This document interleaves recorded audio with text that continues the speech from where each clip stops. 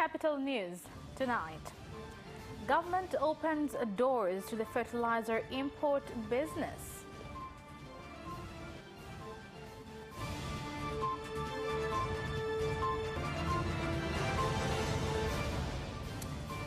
Selous Game Reserve to remain a World Heritage Site.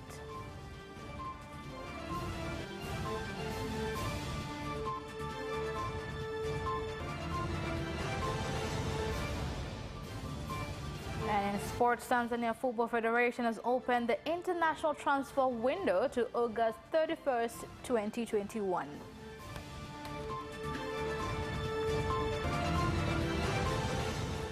Good evening, this is Capital News at 9:30. My name is Khadija Zimbwe. First, the national news.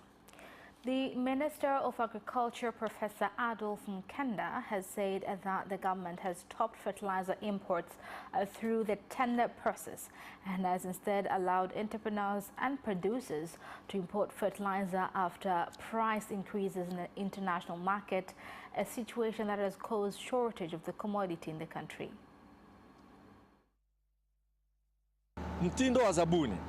Kila mtu anayetaka kuleta mbolea nchini alete. Every person who can import fertilizer in the country should do so. What is needed is good quality, so go ahead, because we know that through competition, automatically, prices will go down. Yesterday, we received 10,000 tons of urea and more are coming. Please sit with the port board so that they could purchase good quality hopper and grab that suits fertilizer standards, because when more than one ship docks, I don't think if our port has the capacity of working on them at once.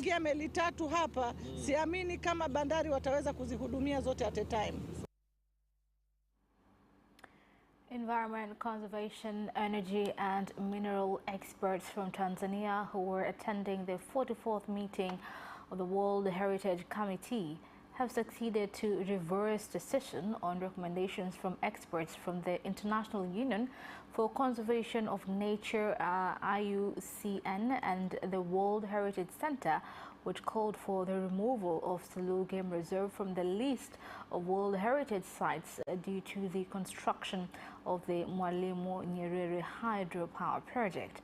The developments were reached in a video conference held in Fuzhou, China, in which 20 other countries, including Tanzania, participated.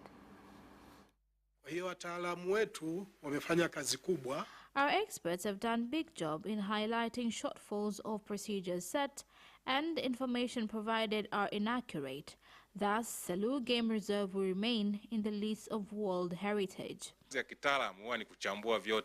As experts, our work is to give concrete information for people to discover the truth and make right decisions.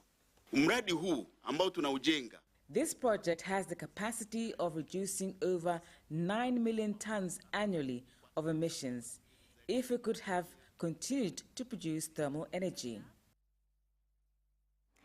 President Samia Suluhu Hassan has issued 100 million shillings for construction of a sunroof at Machinga Complex in Dar es Salaam, where more than 1,000 traders have been moved from Kariakor Market, which was damaged by a fire a week ago. Dar es Salaam Merchant Commissioner Amos Makala has said the construction work will be done by the National Service Company, Suma JKT. Changamoto kubwa iliyokuwa nakabili ni swala la kivuli kwa maana ya. The main challenge was getting friendlier environment to operate, like having shades. That was when they asked for construction of roofs.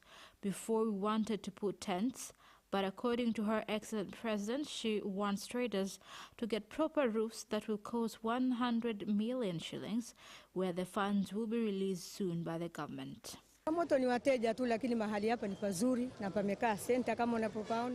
The area that we were given is ideal for doing business, but we have the challenge of getting buyers and roofs. The resident magistrate court in Arusha has postponed the hearing of the testimony of the second witness of the Republic in the armed robbery case facing the former District Commissioner of Hai, Lengai Ole Sabaya, and his two co-accused Sylvester Nyengu and Daniek Gabriel. Here's more on the report. Hearing of the testimony by Numan Jassin was postponed after State Attorney Tumaini Kweka told the court that the witness had failed to appear in court due to religious reasons as he had gone to Eid al-Hajj prayers.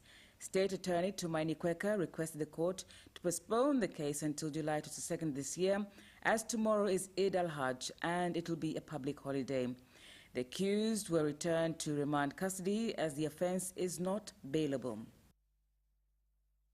The government, through the Ministry of Energy, has launched a power generating plant at Busolwa Gold Mine in Misungwi District, Mwanza region, at a cost of 600 million shillings, which will have the capacity to provide energy to the mine as well as surrounding villages.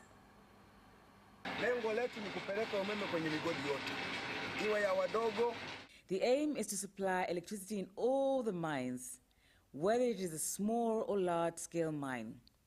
So far, 378 mines have electricity.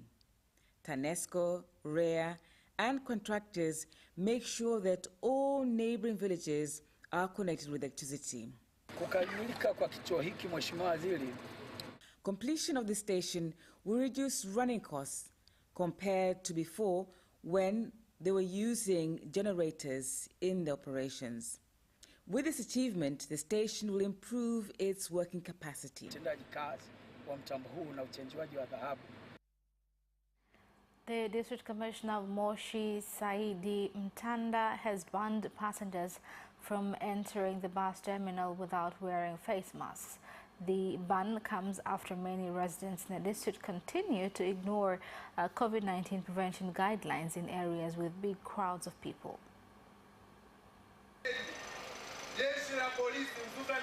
Traffic officers at the bus terminal should ensure that no bus should leave with passengers without wearing face masks. When I get information of any officer who will overrule this directive, I shall take stern measures against him. We're now disseminating awareness in all public areas, at the market and in congested areas, because they are prone to COVID-19 transmissions. I call on you to continue taking precautions by wearing face masks, wash your hands with clean water and soap, as well as social distancing. Many people are sick and many have died. However, let us continue working hard while taking care of ourselves and put an end to the coronavirus in the country.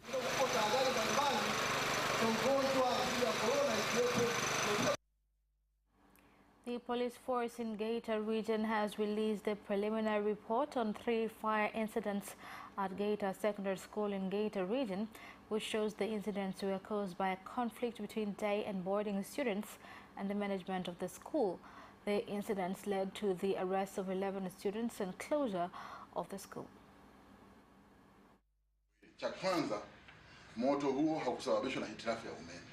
We have discovered 2 things. First, the outbreak was not caused by electrical default, poor infrastructure, but rather it was sabotage. So far, 11 people are in custody. Many of them are students from Geita Secondary School. Not only that, the root cause of the incident is conflict of interest between day students and boarders. Madai yao kwamba shule inafahamu kwamba inadaiwa wanafunzi wa bweni wanapendelea kushinda wanafunzi wa kutwa. Cattle and goat prices in Dar es Salaam have gone up as Muslim believers in the country prepare to join others around the world to celebrate Eid al-Adha, which is marked with a ritual of animal sacrifice.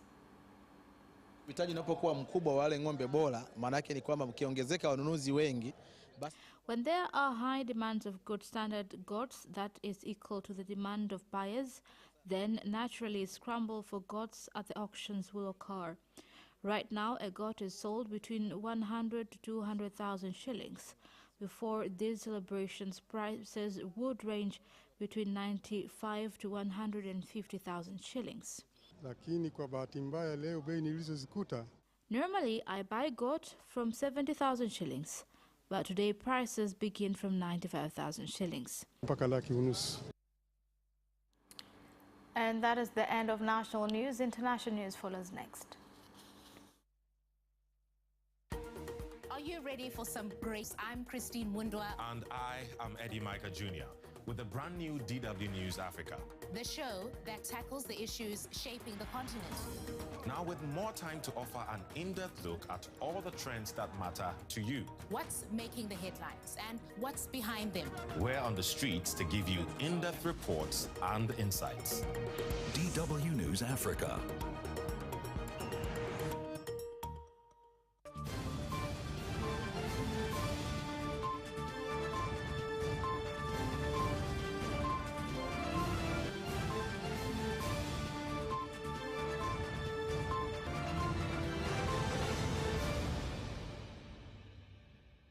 International news.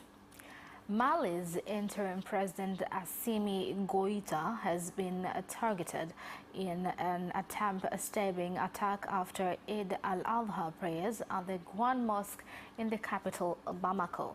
Here's more on the report. His office said the attacker was immediately overpowered by security and that investigations are ongoing. Goïta announced on national television that he was doing very well following the attack. The attack occurred when an imam was directing worshippers outside the mosque for a ritual animal sacrifice. In August 2020, Colonel Goïta had led a military coup that removed embattled President Ibrahim Boubacar Keïta after months of anti-government protests over perceived corruption and the failure to tackle a deteriorating security crisis that first emerged in 2012. Cattle rustlers have killed 4 cattle herders and stolen more than 500 cattle in Samburu County, with 377 kilometers from Nairobi, Kenya. This is the second such incident to occur in a week in the country, with police saying that an operation is underway to arrest the criminals. Serikali kupitia commissioner na timu yake. The government, together with Security Committee, are looking at ways of reducing matters of revenge. Such incidences are sources of such acts. We believe that the government will come up with solutions that will end these problems. Na tuna imani kwamba serikali watafuatilia sio tu mifugo peke yake, lakini pia Uganda has declared the Codeco rebel group made up of Congolese militia and Ugandan farmers operating in the Democratic Republic of Congo as its biggest enemy after the July 16th attack, which led to the death of military officer in a Zeu camp. This is the second time in 17 months that a group largely armed with traditional fighting weapons has made an incursion into Uganda from the Democratic Republic of Congo. Operate from the other side of the border in DRC. The Ugandan military forces will no longer tolerate them to continue carrying out their malicious activities at the border. That is the end of international news. Business news follows next after the break. We'll be right back. Tune in to Business Edition and meet business leaders and experts who keep you informed on business and economic developments taking place in the country, such as tourism, construction, energy, transport, mining, agriculture, communication, banking, real estate, and more. Business Edition on Friday at 8:15 p.m. only on Capital Television.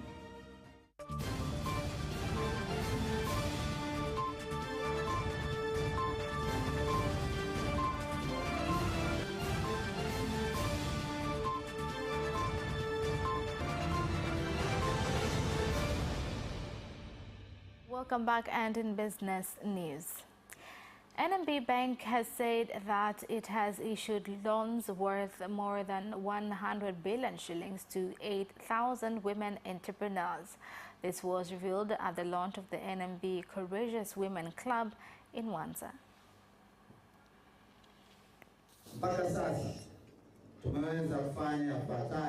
Our experts have done a big job in highlighting shortfalls of procedures set and information provided are inaccurate. Thus, Selous Game Reserve will remain in the list of World Heritage. So far, we have managed to achieve several things through mobile clubs like a business club, which has over 30,000 members every year. Statistics shows that women with business accounts at NMB are over 25,000. Mimi ni mwanachama wa NMB na nimefaidika katika vifurushi vyote hivi, karibu vyote mimi nimesha kwenda vyote. I am one of NMB clients that so far I have benefited a lot from services offered because I have health insurance, I have built a house, and I have big farms. All these were possible through NMB. Mifugo na nilipesha NMB ndio ilinipa mkopo. GS1 Tanzania, which deals with barcodes in collaboration with the government in Kahama district, has organized a trade fair for small and big entrepreneurs whereby local and foreign entrepreneurs will also participate in Zoom meetings. These exhibitions will have a special forum for Kahama traders, stakeholders, and even traders from outside this region through Zoom, where there will be different discussions that will bring awareness on investment opportunities available in Kahama. There are several challenges faced by traders in Kahama. Since many are participating for the first time, they do not know how to establish networks or advertise themselves well.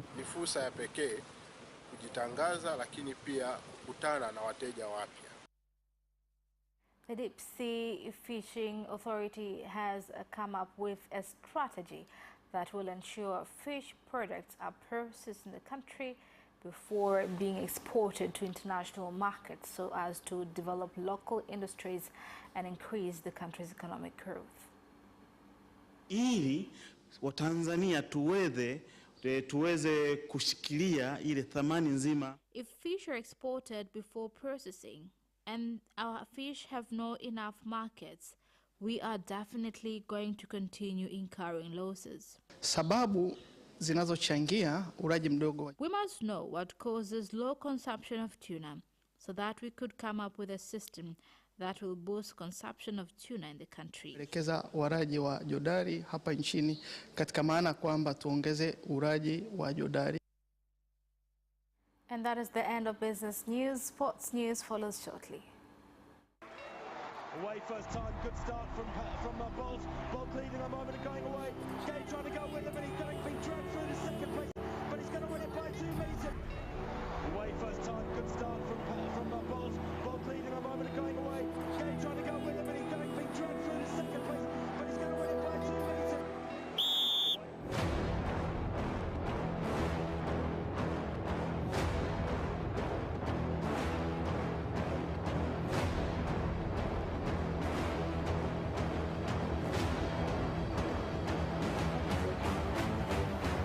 Opposition, Joaquinho, he did lose to Lynn.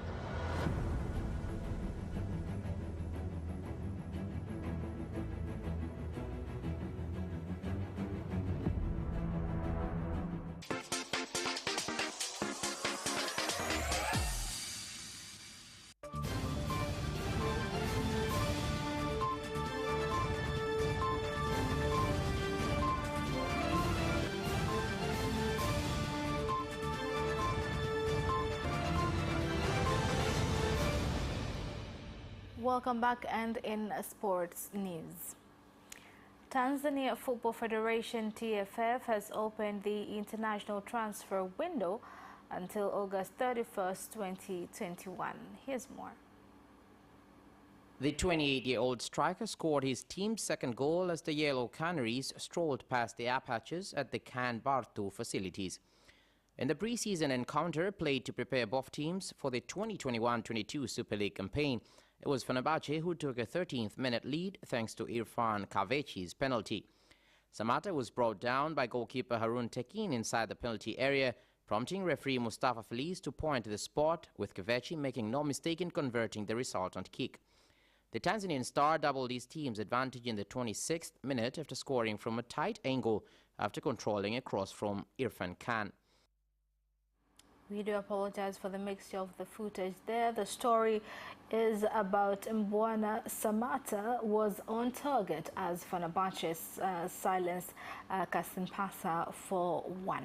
Now, moving on, Tanzania Football Federation TFF has opened the international transfer window until August 31st, 2021.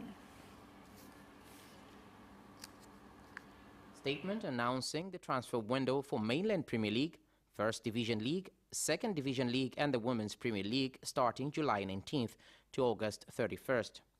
The statement also reminds clubs to check with the federation in case of any inconvenience, since no more time will be added after the window is closed. As if the coronavirus was not enough to contend with, Olympic athletes who have arrived ahead of the start of the Tokyo Games on Friday now find themselves at the sharp end of a Japanese summer. Here are more details. The heat and humidity that descends on the Japanese capital after the rainy season has been a concern since it won the bid to host the Games in 2013. Doubts over Tokyo's claim in its 2020 pitch that mild weather in July and August will provide athletes with the ideal sporting environment were underlined in 2019 when the International Olympic Committee pressured organizers to move the marathon and race walking events to the cooler climes of Sapporo, 800 kilometers north of Tokyo. The first time Tokyo hosted the Olympics in 1964, organizers made the decision to move the Summer Games to the autumn when temperatures are comfortably lower. Manchester United are preparing to make a bid to Real Madrid for the centre-back Rafael Varane. The France international has 1 year left on his contract and would like to play in the Premier League. Here's the story. Madrid have offered the 28-year-old world champion a contract extension, but he has yet to accept it and is considering his options after 10 years at the club, having won 3 La Liga titles and 4 Champions League in the time.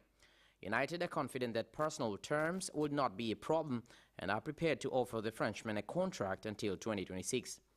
They approached Madrid for initial discussions last week and they were amicable enough to give United hope that a deal is possible. Varane is currently on holiday and will make a decision once he's back and has spoken to Real. And Arsenal have completed the signing of the Belgium under-21 international Albert Sambi Lokonga from Anderlecht. Here's more. The 21-year-old midfielder made his debut for Anderlecht in 2017 and has gone to make 78 appearances for the Belgian side. Mikel Arteta, the Arsenal manager, told the club website, Albert is a very intelligent player who has shown great maturity in his performances during his development. According to Arteta, Lokonga's former coach at Anderlecht, Vincent Kompany, speaks very highly of the youngster.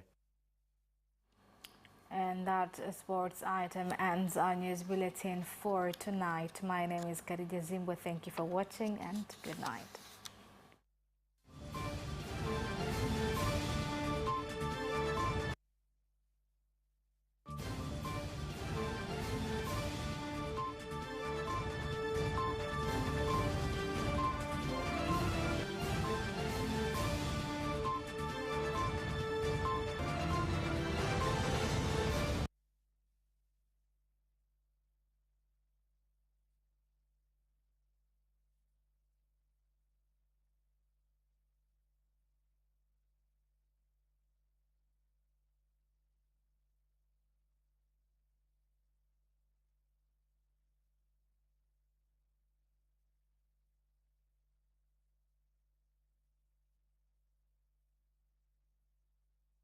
News live on our social media accounts, YouTube Capital TV and Facebook Capital Television Tanzania from Monday to Friday at 9:30 p.m. Don't forget to subscribe and put notification on.